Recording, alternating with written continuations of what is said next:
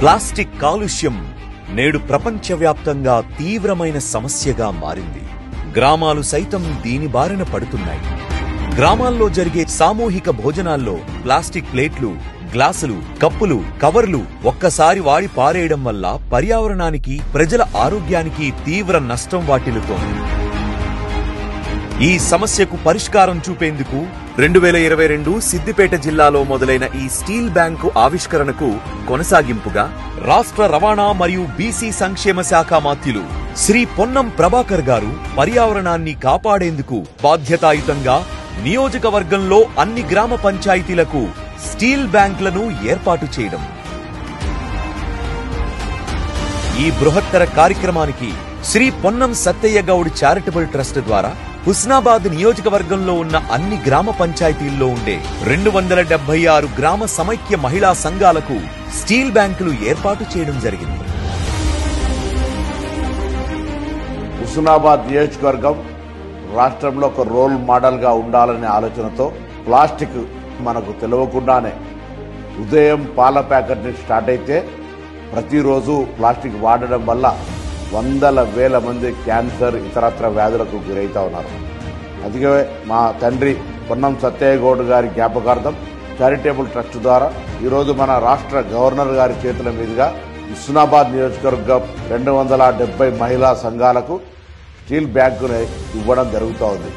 రాజ్ భవన్ లో ఇటీవల జరిగిన ఒక కార్యక్రమంలో గౌరవనీయులైన రాష్ట్ర గవర్నర్ శ్రీ జిష్ణుదేవ్ వర్మ గారు ప్లాస్టిక్ ప్లేట్లకు బదులుగా పర్యావరణ హితమైన ఆకులతో చేసే ప్లేట్ల గురించి మాట్లాడడం ఆనందదాయకం. And I'm happy to tell you that we are using these plates made by love and care, with love and care of the tribal people of Telangana.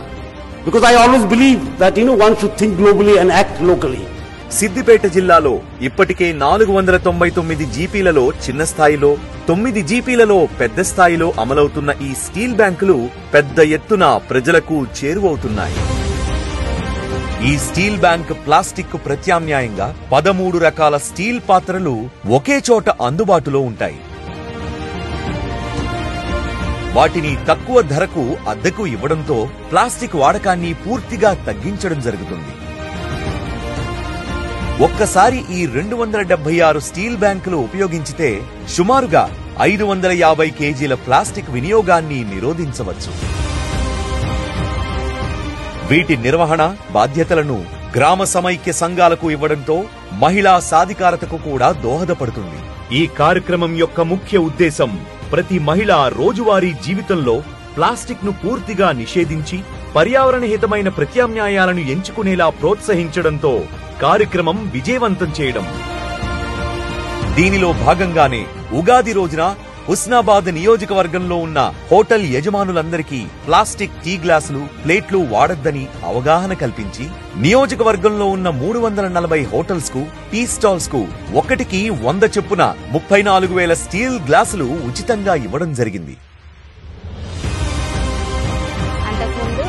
Plastic గ్లాసులు వాడే వాళ్ళము. పొన్నం ప్రభాకర్ అన్న మాకు స్టీల్ గ్లాసులు ఇవ్వడం జరిగింది. స్టీల్ గ్లాసులు ఇవ్వడం వల్ల ఈ రోజు 500 సేవ్ అవుతున్నాయి.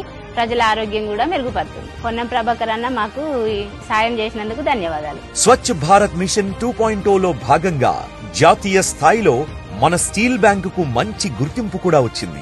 మరియు 2023-2024 ఎకనామిక్ సర్వేలో కూడా సిద్దిపేట జిల్లా స్టీల్ బ్యాంకు గురించి ప్రస్తావించారు. ఈ బృహత్తర కార్యక్రమం నియోజకవర్గంలో విజయవంతంగా